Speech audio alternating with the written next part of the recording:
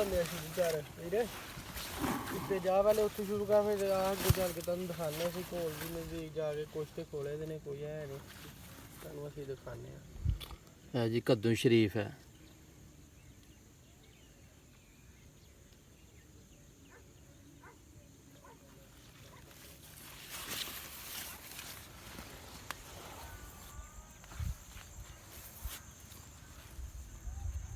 ਪਿੰਡੀ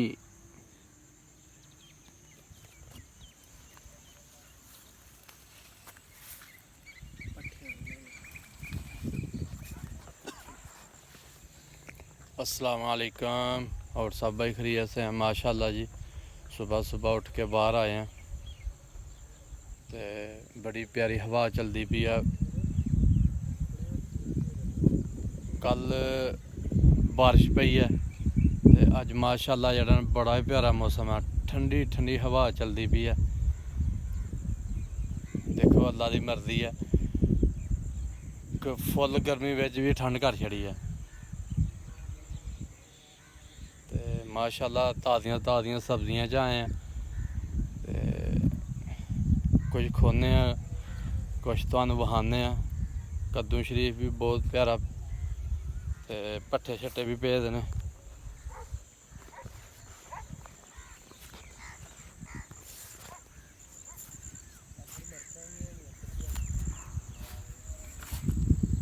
कद्दू शरीफ बावा सारा पे दा।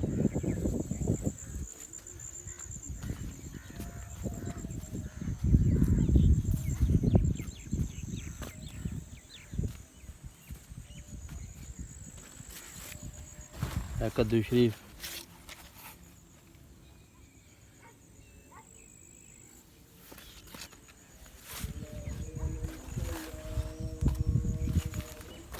और भी काफ़ी सारा कद्दू शरीफ।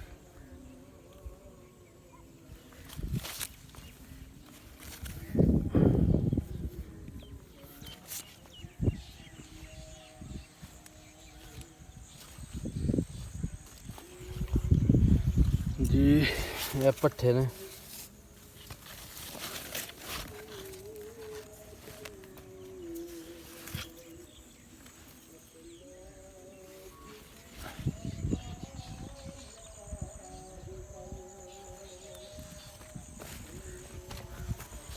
अगे आ गए जी मरचां च।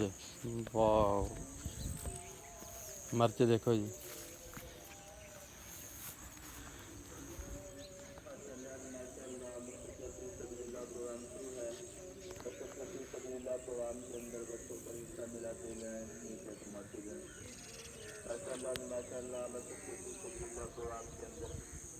मर्चा जी छोटे छोटे बूटे ने ते 50 मरचां एक बूटे ते पई जान। एक बूटा जे दो किस्म की मर्च है।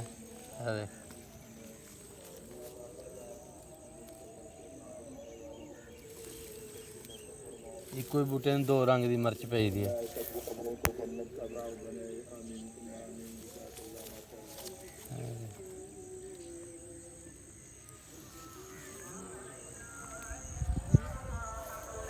और भी है रंग बिरंगिया मर्चां ने।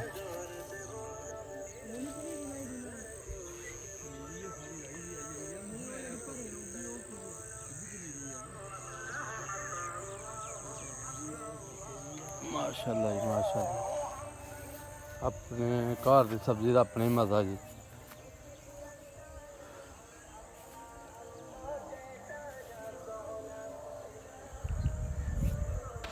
है थोड़ी जी राई दी सब्जी। भिंडी कद्दू शरीफ मरच पट्ठे खीरे करेला करेले भी है।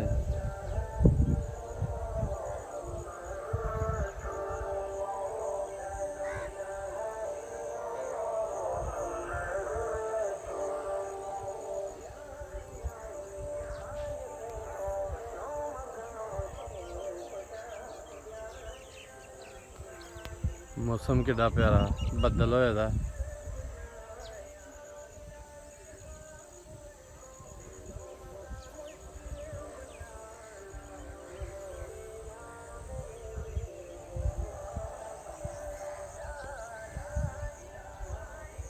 जनेद भाई है।